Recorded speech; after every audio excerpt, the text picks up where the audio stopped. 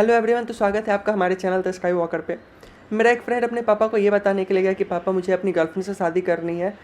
तो उसके पापा ने बड़े ध्यान से उसकी बात सुनी, फिर जम के उसकी आरती की और फिर कुछ दिन के बाद उसके शादी का कार्ड मेरे घर पे आया जिसमें लड़की कोई और ही थी।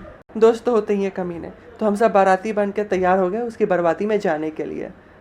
बारातियों में सिर्फ लड़के ही नहीं, लड़कियां भी डांस करती है। उनको देख करके कुछ ही छोरे लोग जिनको शादी से कोई मतलब नहीं होता, वो भी घुस जाते हैं मजे लेने के लिए। गाना कोई भी हो, डांस तो एक ही होगा, नागिन डांस।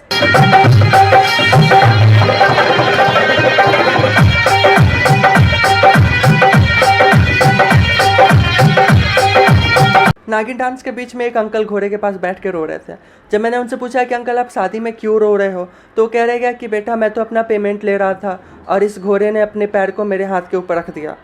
तो अंकल अगर आप इस वीडियो को देख रहे हैं तो उसे पेमेंट लेना नहीं कहते, उसे उड़ाए हुए पैसे चुनना कहते हैं। एक चचा ने तो कमाल ही कर दिया, नशे में इतने धुन कि बीड़ी पीते पीते सो गए, उनको पता ही नहीं चला। जब उठते हैं तो उनकी आधी मुँह जल चुकी थी। अब आते हैं शादी के सबसे इंटरेस्टिंग मेहमान पे, जो है आंटीज़। भले ही उनको कितना भी अच्छा खाना बना करके लड़की वाले खिला दे, पर उनका रिएक्शन तो हमेशा ऐसा ही रहता है, सावधान पकड़ा गया नकली मिठाइयों का भंडार जिसे खा करके हुए आधे शहर के लोग बीमार। इन आंटीज़ को हम लोग सोसाइटी की सीसीटीवी कैमरा भी बोल सकते हैं।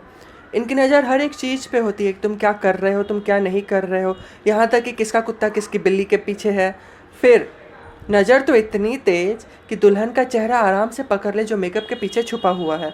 भले ही खुद केकरे जैसा मुँह को धारण करती हो, पर दूसरे की बुराई करने में कभी नहीं चूकती। मज़ा तो 6 घंटे के बाद आया जब सबके मेकअप के बीच में दरार आनी शुरू हुई और ऐसा चेहरा सामने आया मानो ट्रक के नीचे चीकू आके कुचल गया हो। और विदाई के टाइम में जब हमने अपनी भाभी का चेहरा देखा तो अपने दोस्त को सहानुभूति देते हुए कहा, अब तुम्हारी बर्बादी शुरू। ओ सनी, तूने जितने भी पैसे लूटे हैं ना शादी में, उसमें से आधा मेरा।